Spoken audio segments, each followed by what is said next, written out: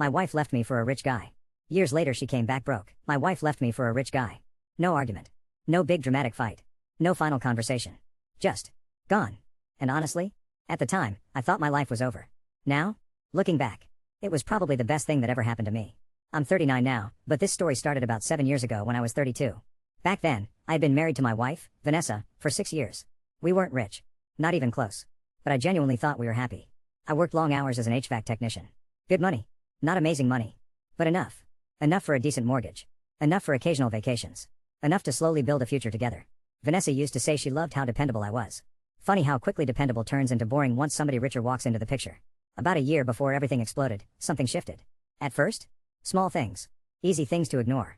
Vanessa suddenly became obsessed with expensive stuff. Designer bags. Luxury skincare. Fancy restaurants we definitely couldn't afford. She spent hours watching influencers online. Scrolling through rich people vacations. Massive houses. Designer lifestyles. At first, I figured maybe she was just dreaming. Everyone dreams. No big deal. But then the comments started. You know, she'd say casually, some husbands actually spoil their wives. Or, don't you think we should be doing more with our lives? I was working 60 hours a week. Breaking my back in attics during summer heat. Fixing broken AC units while she worked part-time from home. Still, I tried. God, I tried. I picked up overtime. Cut expenses. Planned nicer weekends.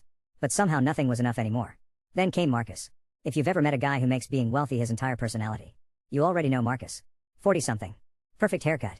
Luxury car. Expensive watch that somehow needed to be visible every 5 seconds. I met him at a networking event Vanessa insisted we attend. The second he shook my hand, I disliked him. Not because he was rich. Because he had that smug confidence of somebody who assumes everyone else is beneath him. And honestly, he barely acknowledged me. But Vanessa? She laughed at everything he said. Everything. Touched his arm while talking. Held eye contact too long. The kind of behavior that makes your stomach uncomfortable even when your brain doesn't want to admit why. That night I brought it up casually. You two seem to get along. She laughed immediately. Oh my god, don't be weird. Weird. Funny word. People say weird when they want you to stop noticing things. After that, Marcus somehow kept appearing.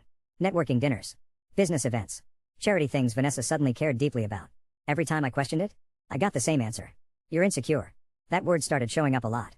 Funny how manipulative people love using psychology terms once they start lying. Then came the phone secrecy. Always face down. Smiling at texts. Taking calls in other rooms. Suddenly showering with her phone nearby. Again. I trusted her. Or maybe I just trusted the version of her I thought existed. Because nobody wants to believe the person they love could betray them. Then one random Thursday changed everything. I got home around 7 p.m. Takeout night. Usually Vanessa me home. House looked dark. Quiet. Too quiet. I walked inside. Immediately something felt wrong. The hallway looked empty.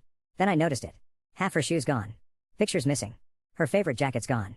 My stomach dropped instantly. No. I ran upstairs. Closet half empty. Bathroom drawers cleared out. Suitcases missing. That's when I saw the envelope. On the kitchen counter. My name. Written in handwriting I had loved for almost a decade. Hands shaking, I opened it. The note said, I'm sorry. I can't keep pretending anymore. I deserve more out of life. Marcus can give me the future I've always wanted. Please don't contact me. I hope someday you understand. That was it. 8 years together. Reduced to a goodbye letter. No honesty. No respect. Nothing. I called her immediately. Straight to voicemail. Again. Blocked. Text? Blocked. Facebook? Blocked. Instagram? Blocked. Like I never existed. I sat in my kitchen for hours staring at that note. Completely numb. Because how exactly do you process something like that? Your wife leaves you. For money. Not love. Money. The divorce happened fast. Almost suspiciously fast. Apparently she had planned everything for months. Lawyer ready. Apartment already secured. Separate bank account already made. Funny thing? She still wanted half the house. Tried claiming I was emotionally unavailable. Apparently betrayal comes with rewriting history. Luckily the judge didn't buy it. She got significantly less than expected. And just like that, she disappeared. For a while. I won't lie. That first year destroyed me. I barely functioned. Lost weight. Couldn't sleep. Started questioning everything. Was I boring? Not ambitious enough? Too safe? Too predictable? Maybe if I had earned more. No. Therapy helped me understand something important. People who chase status over loyalty usually pay for it eventually. You just don't see the bill right away. So slowly. I rebuilt. Started my own HVAC business. Terrifying at first. Failed contracts. Long nights. Stress. But eventually, things clicked. Big commercial clients. More employees. Real money. Life-changing money. Funny how life works sometimes. Meanwhile, I occasionally heard things about Vanessa. Apparently Marcus spoiled her at first. Luxury trips. Designer bags. Fancy restaurants. Instagram looked perfect. And yeah, at first, that hurt. Seeing the woman who destroyed you smiling on yachts? That messes with your head. But then, cracks started showing. Apparently Marcus wasn't exactly loyal. Shocking. The guy who pursued a married woman turned out to be dishonest. Who could have guessed? He cheated constantly. Flirted nonstop. Vanessa apparently ignored it for years. Probably because luxury is addictive. Then came the real collapse. Marcus wasn't nearly as rich as he pretended. Bad investments. Lawsuits. Debt. Huge debt. Turns out flashy wealth and actual wealth are different things. Luxury disappeared fast. The house sold. Cars gone. Trips stopped. And guess what happened? Marcus disappeared too. Left Vanessa almost immediately. Apparently he found someone younger. Classic. 4 years after Vanessa left me. I got a text. Unknown number. Hi. I know I don't deserve a reply, but can we talk? I already knew. Vanessa. Curiosity got me. Terrible decision. I replied, why? Her response came instantly. Because I made the biggest mistake of my life. Funny how regret always shows up after consequences. By then, my life looked very different.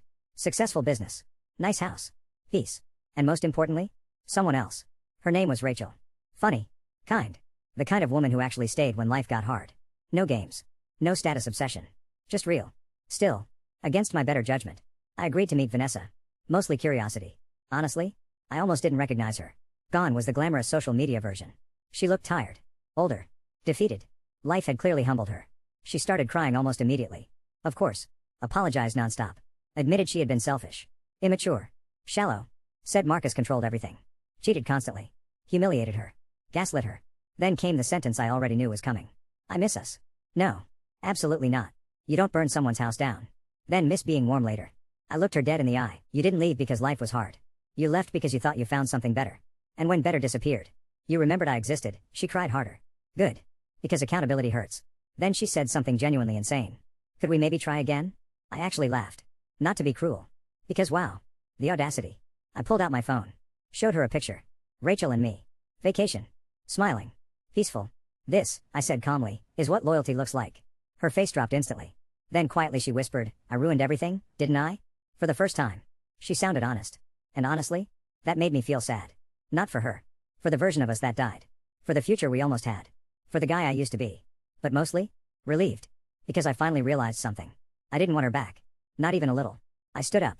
Then gave her the only closure she was ever getting. I forgive you. Her expression changed. Hopeful. Then I added, but forgiveness doesn't mean access. You traded loyalty for luxury. And now you have to live with that. Then I left. And honestly, that was the moment I finally felt free. Because karma isn't always revenge. Sometimes karma is simply this, watching the person who abandoned you realize they lost someone who would have loved them forever, while you quietly build a life so good they can never be part of it again.